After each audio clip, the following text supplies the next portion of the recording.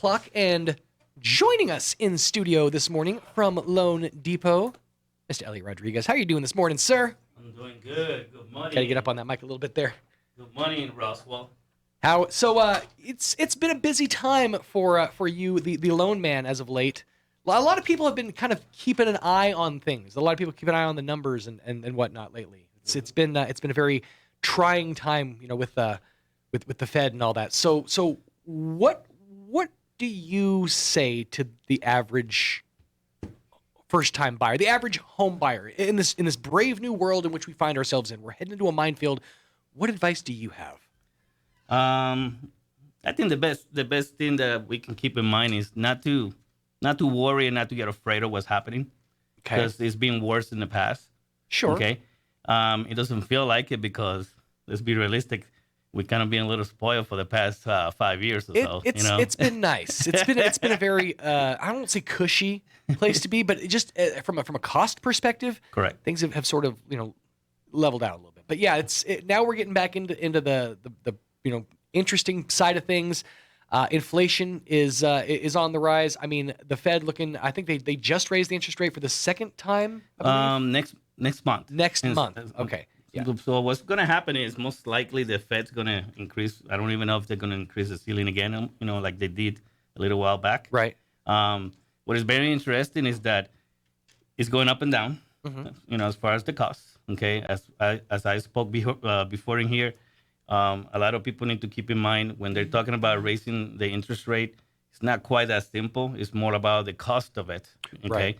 And then when we start talking about raising the ceilings, it means the interest rate truly can be higher for real as far as like what interest rate you're going to get, for the home that you're going to purchase. Right. The thing to keep, considering is that it's going back and forth so that, it tries to stabilize itself as much as possible. Sure. And that's what the Feds are trying to do to control, the situation. So it's a little better and not so bad for the consumer.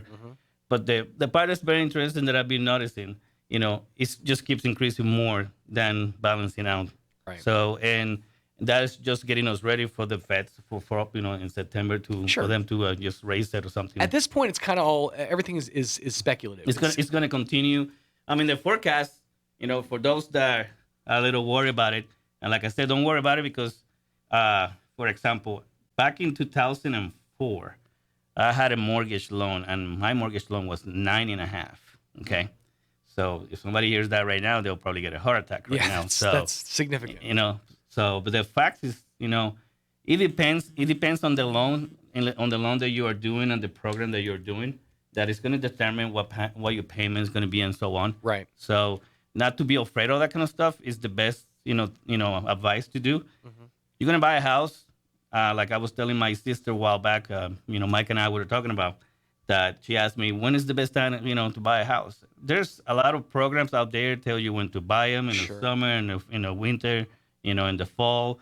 And there's a whole bunch of different things. The reality is, whenever you're ready to buy a house, it's truly the right time to buy a house. Whenever you as a person are ready to buy a home, that's the time that you should buy a home. So what, in your opinion, constitutes being ready? Like, what if let's say, for example, I'm a renter. I've been renting my whole life, and let's just say I'm ready to take that step. In my opinion, I feel like I'm ready. What do you feel like constitutes being in a position of being ready? Okay, so basically, we all are, in need of a place to live. That's just life. That's just the way it is. Sure. Okay, so if you're renting, living with family or whatever, or the family is ready to kick you out. So yeah, my kids are 3 and 9. I can't do that yet. So the main point that I'm pointing out when I said, when you're ready, right, is that that you could actually go and buy a home.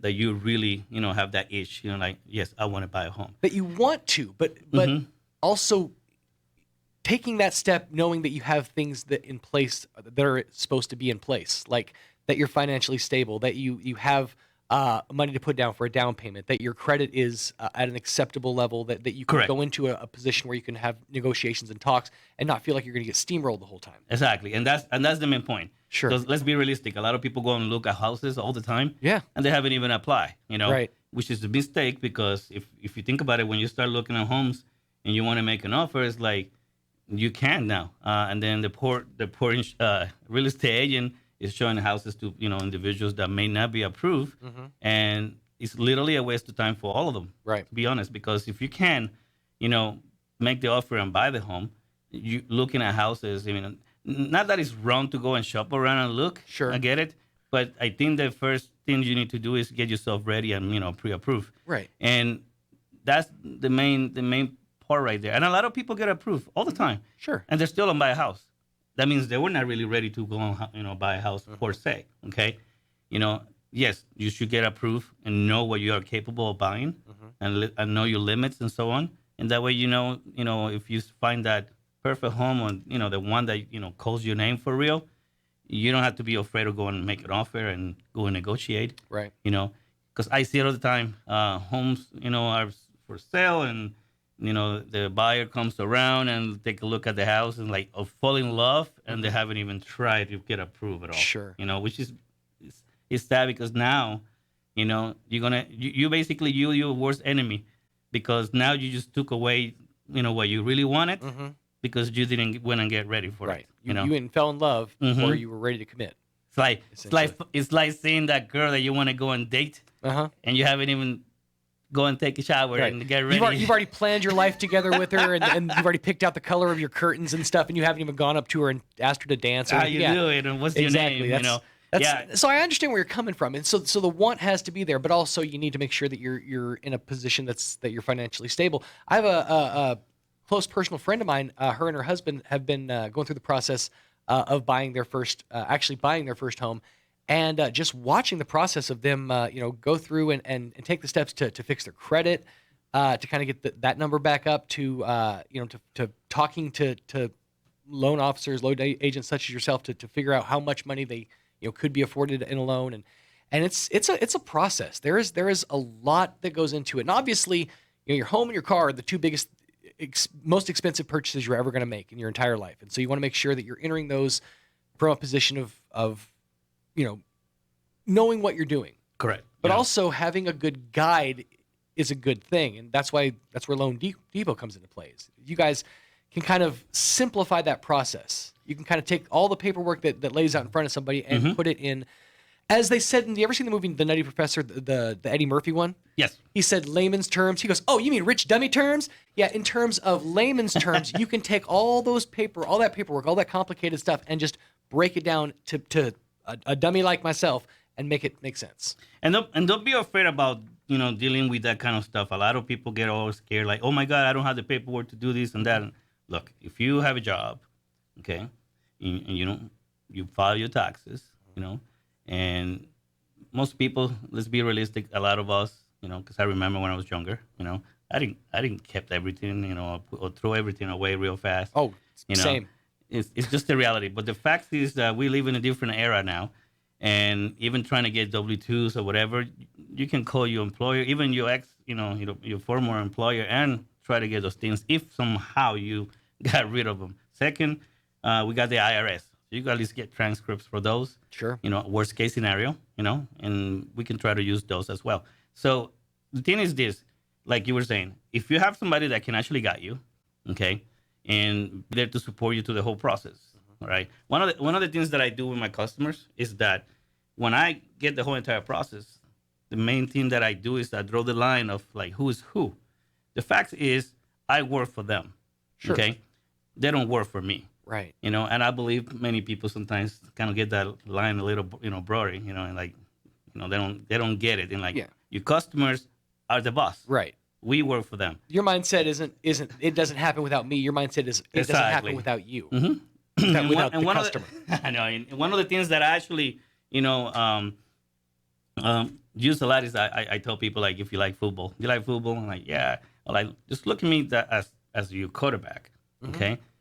But you're not the coach. You're actually the owner of the team. Okay. You're gonna give me everything that I need from you, so I can go down this field and go and touchdown for you. So so that you can simplify and make it the easiest, the most successful process that is possible. And with me, actually, I try to make it very simple for the customers. Okay, I'll give you a list. Okay, when you do an application, the system tells you the normal stuff that you need.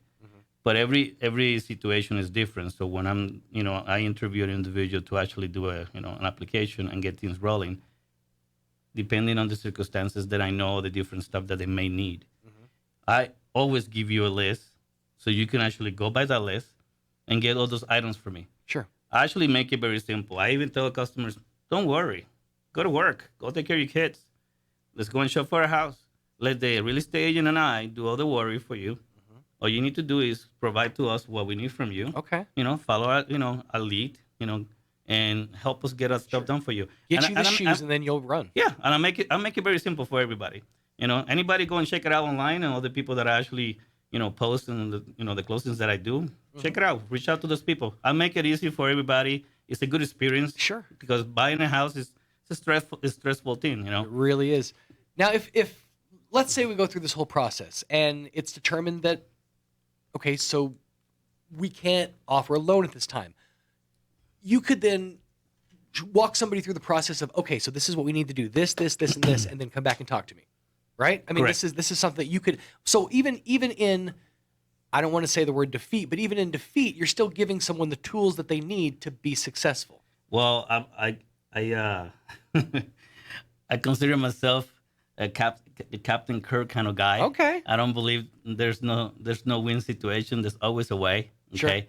And the fact is, there's a few deals that might be a little more difficult than others.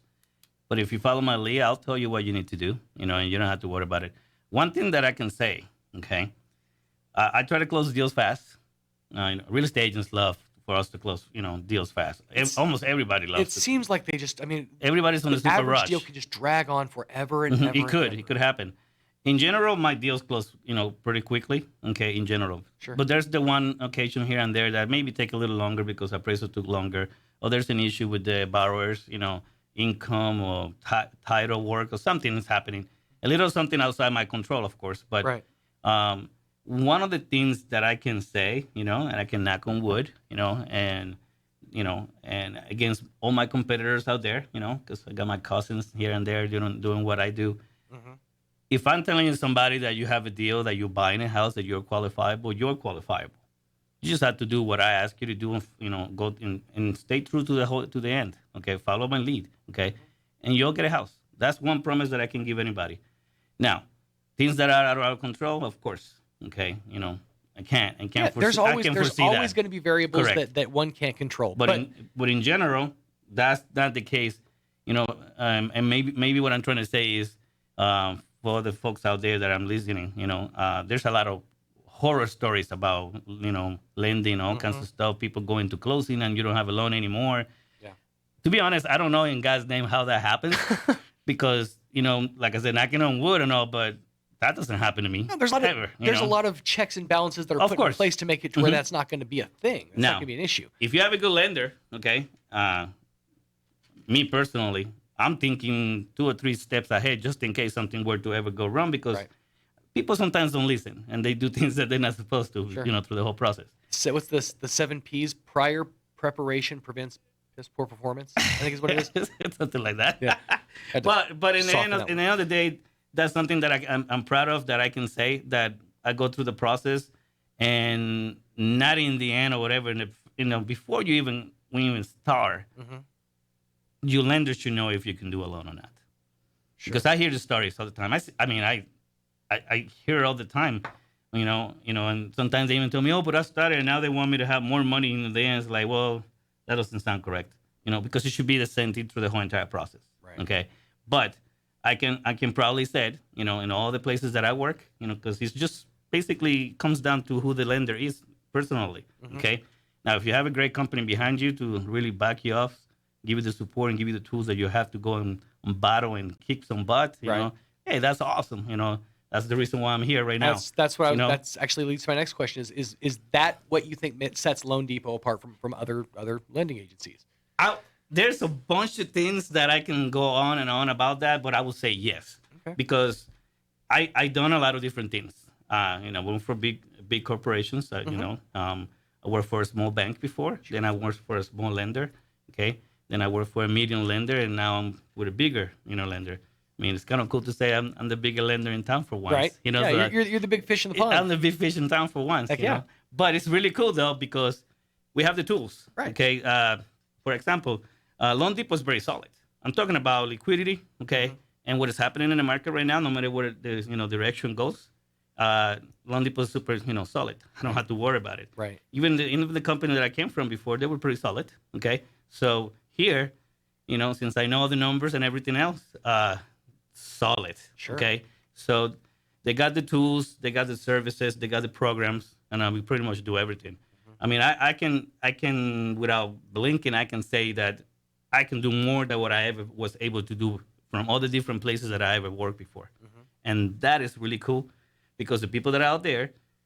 Mike and I go back and forth saying that I'm not Harry Potter with the magic wand, but Right. it feels like that sometimes. If you're given the proper tools, it's amazing what you can do with it. You'd be surprised. Isn't it? Oh, my God.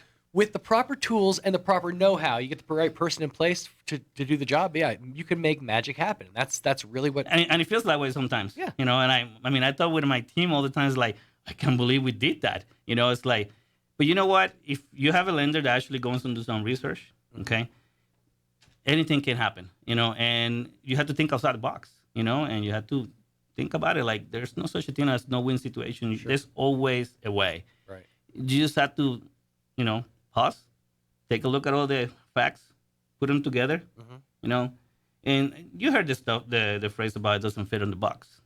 Right. Sometimes all you have to do is take all the crap out of the box, put it together neater, put it back in the box, and now it fits. Yeah. So that's the thing. I take it, extra to take care of my customers and to really deliver what they need. Right. And that's the American dream, to own a home. Sure. Okay. I mean, that's why I love what I do because, I get up every morning. It's not like, oh my God, I'm going to work again. Right. No, I love going. I get up in the morning, and I just get down and busy. I don't even think about it. It's like almost automatically in my head. Start emailing, start checking this, checking that. There's a lot of minutia that goes into what you do, but at the end of the yes. day, it's you're making dreams come true. That's really what it's all about. Now it's always a scary time to go into the thought of buying a home. But anytime, yes. I believe now so. with just inflation the way it is, it's having that mindset of I'm about to make the biggest decision I've ever made in my entire life. It's a lot to take on. It is. It's a lot to put on one's shoulders when anxiety is already through the roof for a lot of people. So what would you say to put those people's minds at ease? Is there a hope on the horizon? Should it be you should act now before things get weird, or lock down a rate? Like what personal advice do you have for folks moving forward? I always say one thing, and we started the conversation with when is the right time to buy a house. Right. Okay. The right time to buy a house is when you're ready to do it. Absolutely. And that you're capable in doing so as well. Okay. But as far as like worrying about the future and what's going to happen, I think us Americans, it's like, it's just the way we build, dude. Mm-hmm. The future is so, unforeseen. Sure. You had no idea. Hopefully things get better, and I think it will.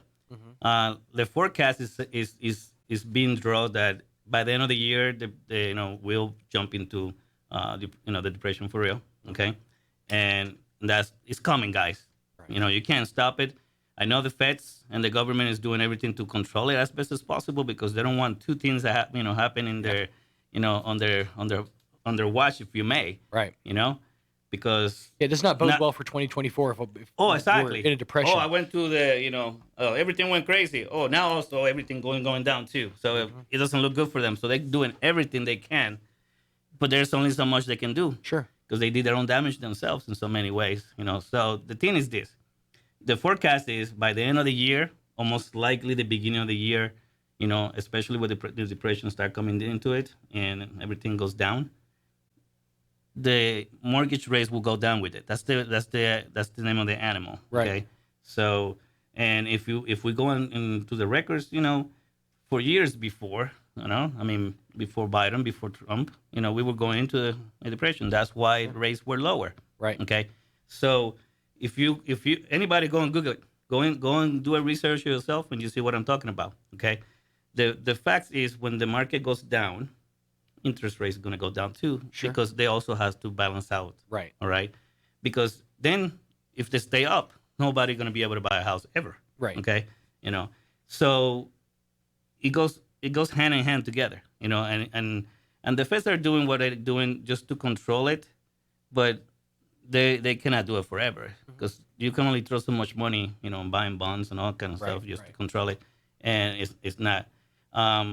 When Trump was in office and the market was so high and everything was so positive and this and that in the positive way, so don't confuse me when I say high.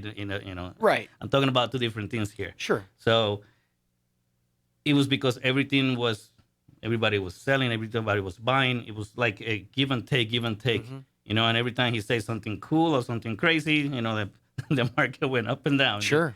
So, but it was very positive because we were, first of all, energy independent. Okay. Even if it wasn't for a long time, at least we were. Right. Okay. And a lot of people don't understand that, but all these things are intertwined together. Okay. What the government says and do, and what the rates are, and what the market is all intertwined together. Right. Okay. So the better everything gets for us Americans, as far as monies and all that kind of stuff, obviously it's going to be a surplus of everything. Right. All right. And it'll be easier. Even if we're not going higher or it's costing more, everybody has more to be able to spend. That's inflation, and Sure, and sure. all that stuff. So I believe, from what we're seeing and the reports that we've been reading and all that kind of stuff, that next month, September, okay, the rates, the Feds we're gonna do something, and it's probably gonna raise them more. But then by the end of the year, because we're basically like 100% on all the models as far as the numbers and everything for for the position to kick in, they're just holding it as much as they can. Right. That's what's happening. Sure. So So we're pushing off essentially the inevitable. yeah, But it's coming. It's bound to happen. Mhm. But don't be afraid of that, because Right. that's actually, as bad as that sounds, it's a good thing Well, in that's some the thing. in some ways. You got to find the good from the bad. Is that, yeah, like you said, rates are going to start going down. You're going to find that maybe you'd be a little easier to be approved for more of a home than you were expecting. And there's many things in place, okay? Because the Feds may do what they do next month, okay? And the rates may go up, Sure. okay? Russia's situation may be ended, and so we don't know what's going to happen. Right. And then there's less spending, so it kind of balance out some things too. Because remember, like always, we in everybody else's business spending a bunch of money for them, and we don't take care of our own, And that's, I guess that's the American way in the government, I guess. There you go. But anyway, the fact is that when all those things start changing, something else is going to pop up. Okay, I don't know if everybody pays attention, but they keep talking about COVID-19. Oh, this new variant and this and the monkey this, the monkey that. Yeah. Let's be realistic. All that stuff is happening. Why? Because when all this stuff is done, now they have something else that they can concentrate on. So there's always something. there's something that always waiting in warm up with exactly. the rings around their back. Getting Now warmed up. for us consumers, okay, the green machine never stops. Okay, we have to do what we do as Americans, and go to work, pay our bills, all right, and buy a new car, buy a new house, get married, have kids, all those different things that we do. Right. If we start thinking about what's going to happen and what's not going to happen, you'll never live life, and you have to live somewhere anyway. So for me as a lender, I never had to, I never worry about those things. I was talking to somebody about, I was having lunch and they were talking about, oh my God, this is happening, this is changing, this is that. Are you worried? And they're like, no. And like, but why? I mean, the interest rate going higher. It's like, okay, so I tell the guy, like, let's make an example. If you buy a Camaro, okay, when the market is super nice and everything is good, it's a little cheaper now, right? Sure.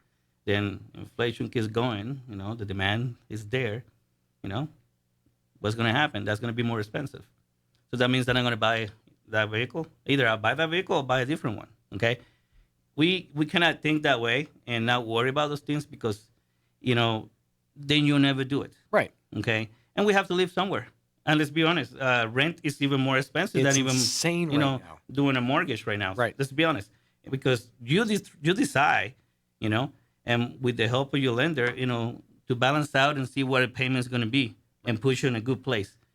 You know, and it's your place. It's not and exactly that's it's not yours. somebody else's, place that you're living in, and they have all these rules. It's yours. Do with it what you want, and that's really the key is the independence, the freedom, and yeah, it's a volatile market, but as you were saying, it ebbs and flows. I mean, and if you pay like super close attention to the market, it's going to keep you in a place where you're never going to take that step. Sometimes you just kind of have to like bull forward, as you said, like you said, the American way. So yeah, this is, I would say now would be the time to, to at least if you have questions, if you have, if you've even thought about owning a home, now would be the time to reach out to Eliot and reach out to Loan Depot and have some questions answered and just maybe get your mind put at ease a little bit.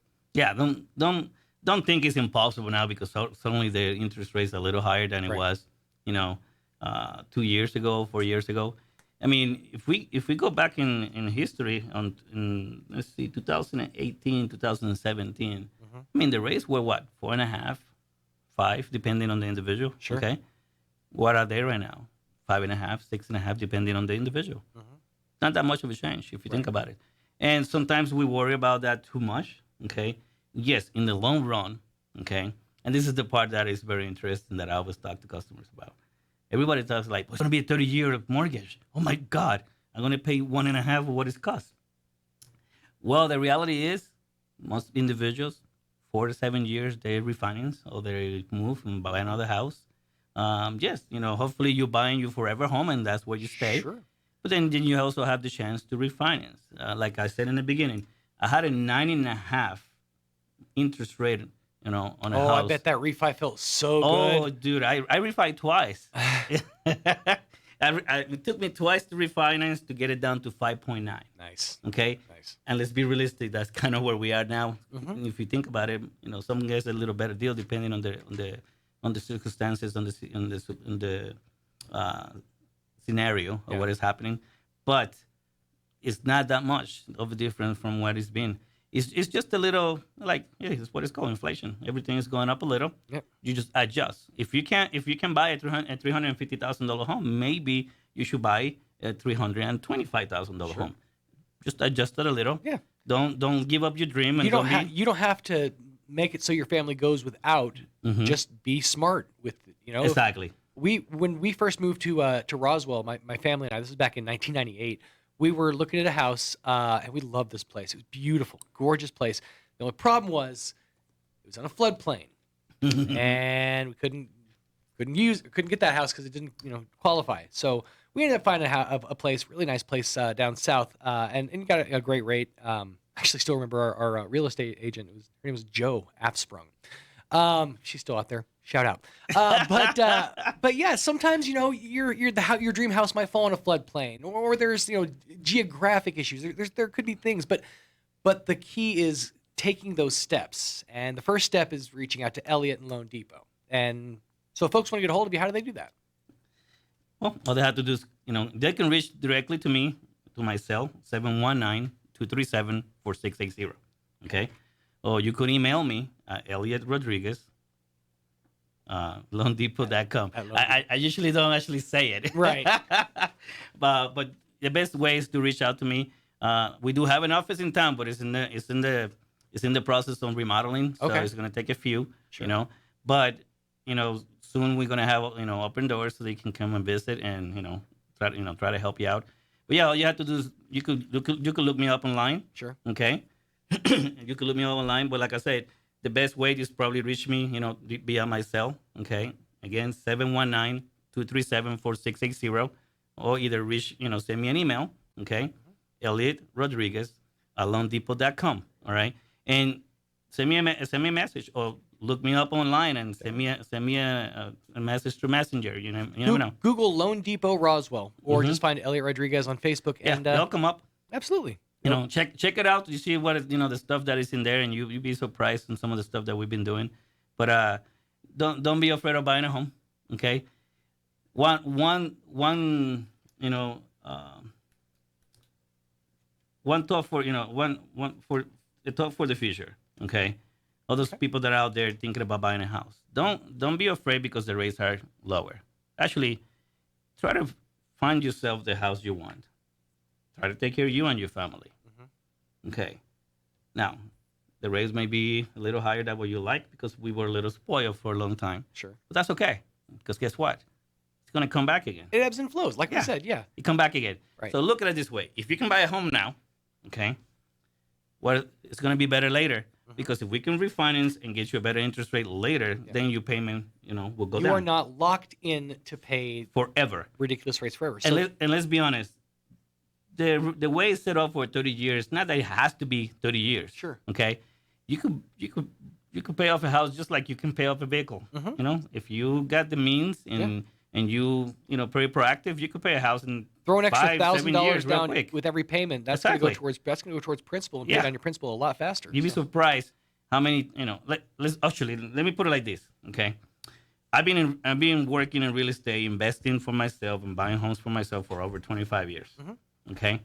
I have paid 2 or 3 houses already by now. Right. Okay. Guys, I'm not rich. Okay. I just use my money the right way and, leverage what you have. Sure. You have to be smarter than the market out there. You take some of one and put it into another. And Exactly. It's you're moving investments around. I end up buying a house, then doing a rent on this and that. Then I sold that. I have more money from that one. Pay this one off a little faster. Blah blah blah. You name it. It's a flip game. You just have to know and think a little what the steps are and be true to yourself. I mean, in the end of the day, you're benefiting you and your family when you do those things. There you go. If you're renting, yes, it's giving you a roof, but it's not yours. Right. Okay. If you buy, it's yours. That's right. So whenever you decide to move, you want to run away from Roswell or something, the cops coming after you, sell the house, get out of here. No, but on that note. Now, see, this is the reason you want a guy like Eliot in your corner, because he's thought of everything, because he's seen it all. He's been in the game. I've seen a little of everything, dude. He's been in the game for a generation and a half. So come find Eliot, find Loan Depot, and let him make your dreams come true. Eliot, thank you so much for your time. It's a pleasure always. We appreciate having you here. We'll see you next time. Thank you for having me. Door's always open, except for the fact that it's locked, so it's not always open. But